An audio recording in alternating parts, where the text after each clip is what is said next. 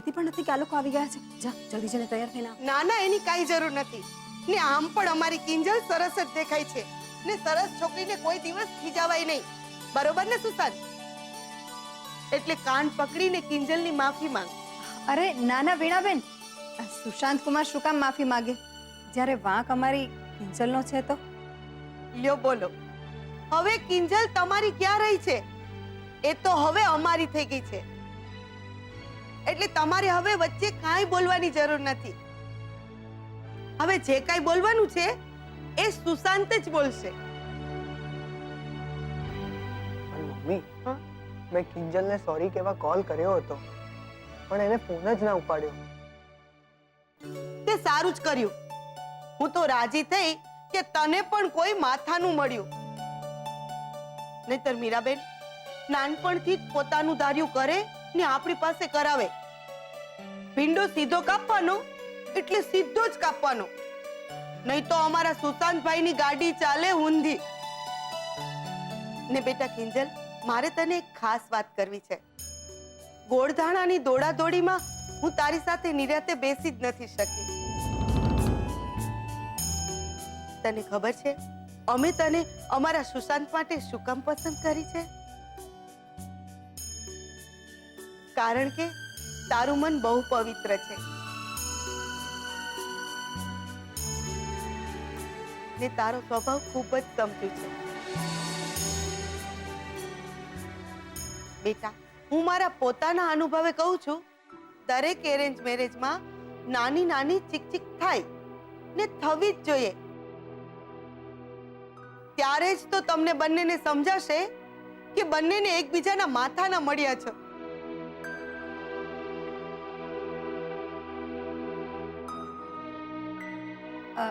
તો પણ વીણાબેન, કિંજલ વતી હું તમારી માફી માંગુ છું.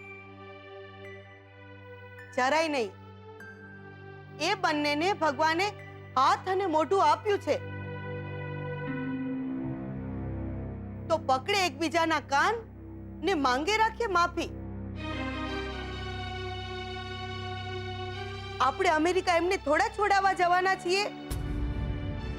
નહીં ને, તો ફોડે એમની જાતે.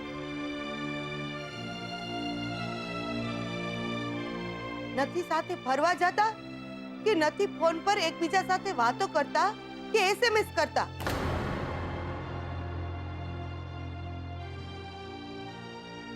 હવે કઈ નાના થોડા છે કે એકડો કેમ ઘૂંટાય એ બધું સમજાવતા ફરીએ? હા, તમારી વાત એકદમ સાચી છે વીણાબેન. કિંજલ બેટા, જા સુશાંત કુમારને તારો રૂમ બતાવ્યો. હું હમણાં ચા નાસ્તો તૈયાર કરું છું.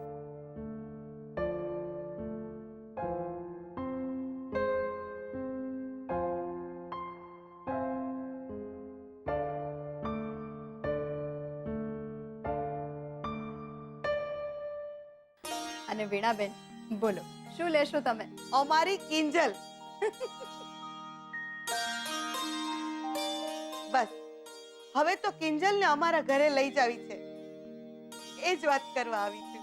હા હા, કેમ નહીં. હું હમણાં જ કિંજલના પપ્પાને બોલાવી આવું. જો ભવાની બા આવી શકતા હોય ને તો સારું. ના, એટલે એમ કે અમને સમાચાર મળ્યા છે કે ભવાની બાએ તમારા ઘરના અન્નજળનો ત્યાગ કર્યો છે. તમે ચિંતા નહીં કરતા, હું ભવાની બા સાથે વાત કરીશ. મને વિશ્વાસ છે કે જ્યાં દીકરીઓના વિદાયની વાત આવશે ને ત્યાં બા ક્યારેય ના નહીં પાડે. એવું થાય તો બહુ જ સારું. તમે તો પેપરમાં વાંચ્યું જ હશે ને કે કિંજલના પપ્પાએ દુકાનના નામની સાથે દીકરીઓનું નામ જોડ્યું, એટલે બાને જરા ખોટું લાગી ગયું છે. ક્યાંક તમને તો એ વાતનો વાંધો નથી ને? અરે હોય કઈ, ઉલટાનું અમે તો આ સાંભળીને ખૂબ રાજી થયા કે મોહનભાઈ અમારા વેવાઈ છે. તમે ચિંતા નહીં કરતા, ભવાની બા સાથે હું વાત કરું છું. દીકરીઓના લગ્નની વાત છે, એમ કેમ ના આવે? ને મારો ને એમનો સંબંધ કઈ આજકાલનો થોડો છે? રાજકોટથી ચાલ્યો આવે છે, રાજકોટથી.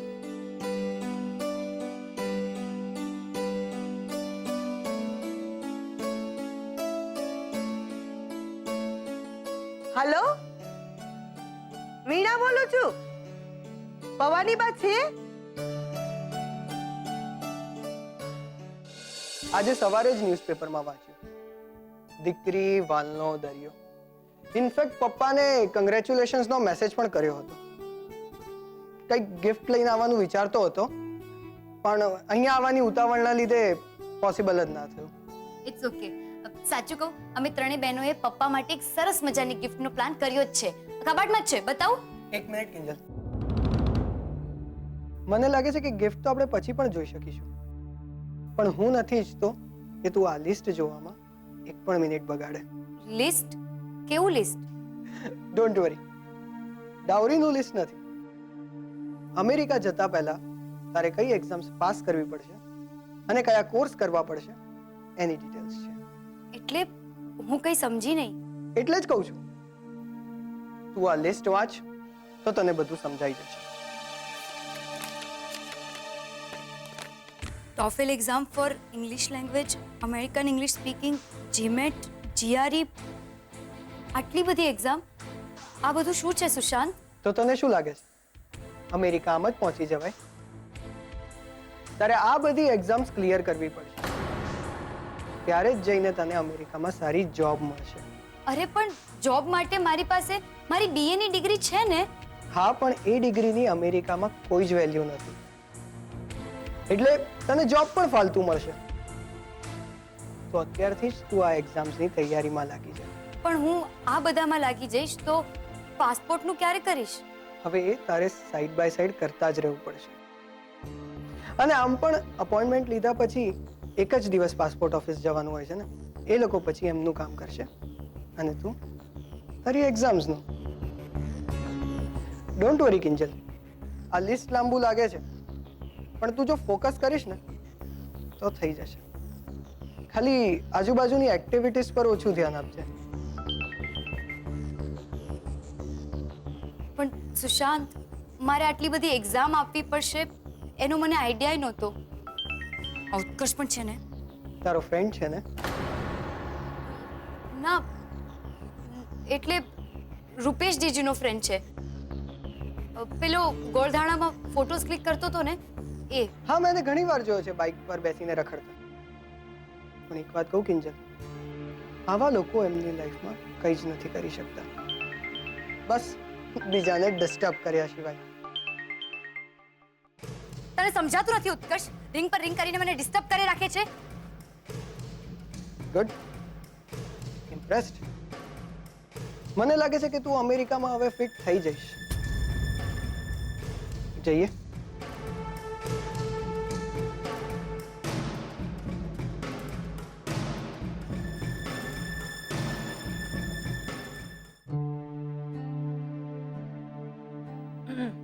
બા, શું થયું? અંદર નથી જવું? તે ક્યાંથી આવે? ભવાની બા રાહ જોઈ રહ્યા છે કે ક્યારે વીણા આવે ને ક્યારે ભવાની બા આવો આવો ભલે પધાર્યા કહે. તો બા, આ તમારી વીણા કહે છે કે માંડો ઘરમાં પગલા. ના હો વીણાબેન, જરાય નહીં. આ તો તમને મોઢું બતાવવા અને તમારું માન રાખવા ખાતર હું અહીં સુધી આવી છું. હો, બાકી આટલા અપમાનના ઘૂંટડા ગળ્યા પછી મોહનના ઘરનો ઉમરો હું ચડું? અરે બા, કઈ તિથિ તો બ્રાહ્મણ પણ યાદ નથી રાખતા ને આપણે તો પાછા બ્રાહ્મણ જ છીએ. મોટું મન રાખીને મેલું ને બધું આગલું પાછલું.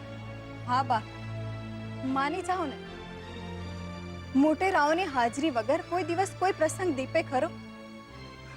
ને આમે આ તો દીકરીઓના લગ્ન છે. વિચાર્યો આમ પણ પારકે ઘેર જવાની ને, અને એમાંય જો એના માથા પર પોતાના જ દાદીનો આશીર્વાદ ભર્યો હાથ ના પડે, એનું મન કેટલું કોચવાય. માટે મારી દીકરીઓના માથે સુખી થાવ કે તો તમારા આશીર્વાદ ભર્યો હાથ મૂકી દો બા, મૂકી દો બા. હું તમારા પગે પડું છું બા, માની જાઓ ને. ઠીક છે, પણ મારી એક શરત છે. આજ પછી તારી છોડ્યું ચાની દુકાનમાં માથું નહીં મારે. અને એમાંય તારી કિંજલડી તો ખાસ. ઈ તો આજ પછી ચાની દુકાનમાં પગ સુદ્ધા નહીં મૂકે. બોલ, મારી શરત મંજૂર છે તો ઘરમાં પગ મૂકું, નહીતર આ ના ના બા, ઘર સુધી આવીને તમારા પગ પાછા વળે તો ફટશે અમને. હું તમને વચન આપું છું કે તમે જેમ ઈચ્છો છો ને એમ જ થશે. કિંજલ તો આજથી ટી સ્ટોલમાં પગ નહીં જ મૂકે, એટલે તમે તમારા પગને અંદર આવતા ના રોકતા. અરે બા, માની જાવ ને. લ્યો આ ગોળ ને તમારું પ્રણ છોડો. લ્યો ને હવે ખાઓ. હારું, હવે તમે કહો છો ને તો લઈ લઉં છું. હો હા, વીણાબેન, આ તો તમારા માન ખાતર અને તમે કહો છો ને એટલે જ હું આ લોકોને માફ કરી રહી છું. હો, આપણા રાજકોટના સંબંધો ખાતર. અરે મીરા વહુ, 1 કલાકથી બહાર ઊભા આ માથું અને પગ બેય દુખવા લાગ્યા છે. અરે આવો આવો ને બા, આવો અંદર આવો આવો, બેસો. તમને બહુ જ માથું દુખે છે ને એટલે હમણાં જ તમારા માટે ગરમા ગરમ હળદર વાળું દૂધ બનાવીને લાવું છું. આમ પણ મારે આ વીણાબેન અને સુશાંત કુમાર માટે નાસ્તો પણ બનાવવાનો જ છે. ના ના, એની કાંઈ જરૂર નથી. મીરાબેન, તમે બેસો. આમ પણ બા આવી ગયા છે ને મોહનભાઈ આવે એટલે મારે ખાસ વાત કરવી છે. પીઝા વાળાનો SMS છે. હા, એટલે ઉપરવાનું નોતરું આવી ગયું. એવું જ છે. લ્યો, જય શ્રી કૃષ્ણ. આ મોહનભાઈ પણ આવી ગયા. જય શ્રી કૃષ્ણ. જય શ્રી કૃષ્ણ. જય શ્રી કૃષ્ણ. બેસો બેસો બેસો. Sushant Kumar, thank you very much. તમારો મેસેજ વાંચ્યો, ખૂબ ગમ્યું. અને મારું આવ્યું ન ગયું. હા, આ ઘર તમારું જ છે ને આ નિર્ણય પણ તમારો જ છે ને. મને લાગે છે વીણાબેનને કંઈક જરૂરી વાત કરવી છે, તો પેલા એ પતાવી દઈએ. મીરાબેન સાચું કહે છે.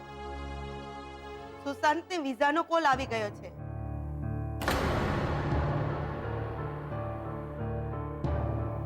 ને લગભગ 2 મહિનામાં એને અમેરિકા જવાની તારીખ પણ આવી જશે. ને મારી ને સુશાંતના પપ્પાની ઈચ્છા છે કે જ્યારે ગોળધાણા ખવાઈ ગયા છે તો ઝટ સગાઈ ને ફટ લગન નક્કી કરી નાખે.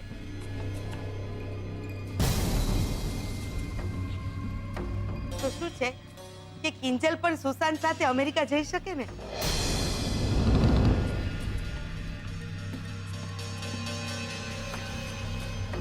અરે પણ 2 મહિના જરા વધારે પડતું જલ્દી નથી? અરે મીરા વહુ, આ વીણાબેન ની વાત તમે બરાબર સમજી નથી રહ્યા. સુશાંત એકવાર અમેરિકા ઉડી ગયો તો 2 વર્ષમાં પાછો થોડી આવી શકશે, હે ને? અને 2 વર્ષ હાટું ગોળ ધાણા ટકાવી રાખો ને, એ બહુ ટેન્શન નું કામ છે ભાઈ સાહેબ. આ તો શું છે, એકવાર ફેરા ફરાઈ જાય ને એટલે 2 વર્ષમાં તો છોકરા ખોળે રમવા લાગે.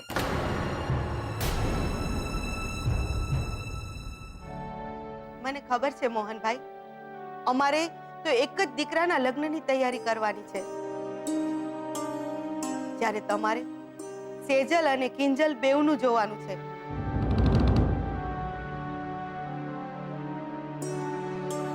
તમે મહાસુખભાઈ જોડે વાત કરી જુઓ ને. એકવાર હિંમત કરશો તો બેવ પ્રસંગ એક સાથે ઉકેલાઈ જશે. હા, અને પાછું જો કઈ 19-20 જેવું આગુ પાછું થયું તો 2 મહિનાનો વખત તો છે જ ને.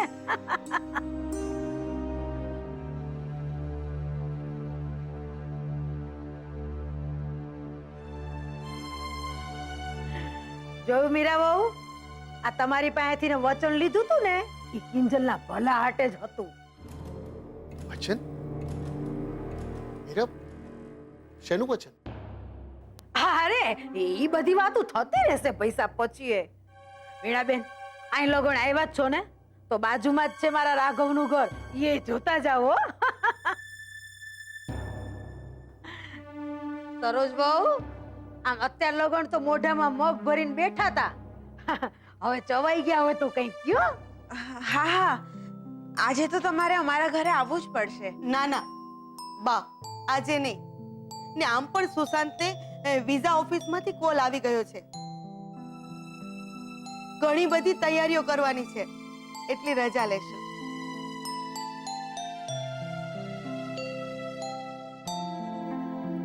મોહનભાઈ, સગાઈ ને લગ્નનું મુહૂર્ત ચોવડાવીને વાત કરું છું. બેટા કિંજલ, આ વખતે પાસપોર્ટની એપોઇન્ટમેન્ટનું ટાઈમસર પતાવી દેજે. આપણી પાસે વધુ સમય નથી હો દીકરા. ચાલો ત્યારે, જી. જય શ્રી કૃષ્ણ. જય શ્રી કૃષ્ણ.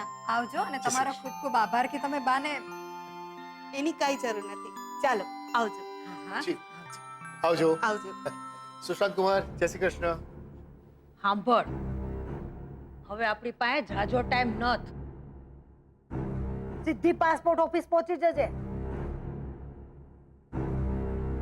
અને હવે તારે ચાની ચિંતા તો છે નહીં. એટલે બાપ તમે કહેવા શું માંગો છો? એટલે એમ કે આજ પછી તારી મોહન અને એની દીકરીઓની ચાની દુકાનમાં તારી દીકરીઓ માથું નથી મારવાની.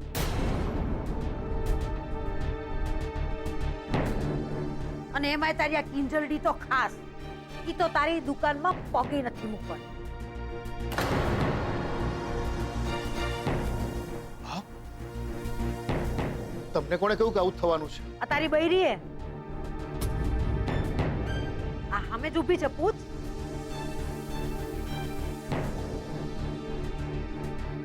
ઈ વચને બંધાઈ ને પછી જ પગ મેલ્યો છે મેં તારા ઘરમાં.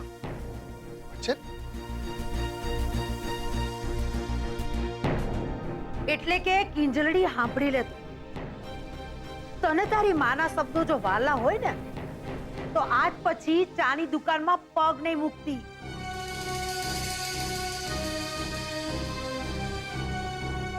અને જો મૂક્યો છે ને તો પછી એક બાજુ તારી માનું વચન તૂટશે અને બીજી બાજુ તારો ટાંટિયો. આપ શું બોલો છો તમે? આપ કિંજલ કિંજલ કિંજલ બેટા મારી વાત સાંભળ. જા જા જા, કિંજલ, જેટલા વાળુલા પટુડા કરવા હોય એટલા કરી લે. હવે તો 2 જ મહિનાની વાત છે ને. અને મીરા બહુ, આ હળદર વાળા દૂધ હાટું શું મુહૂર્ત કઢાવવાનું છે? જી બા.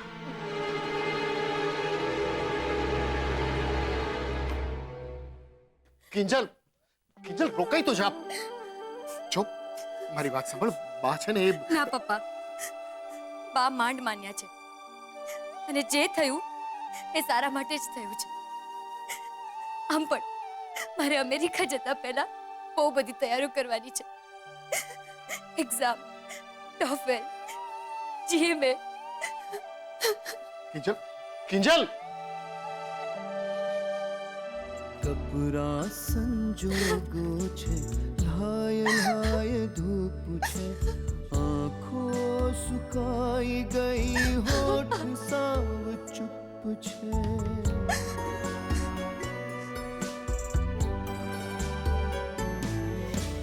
દીકરી જ્યાં હોય ફળિયામાં મોજ, પણ દીકરીના માથા પર મણમણનો બોજ છે. સોરી પપ્પા, પણ તમારું સપનું પૂરું કરવા માટે હું તમને મદદ નહીં કરી શકું.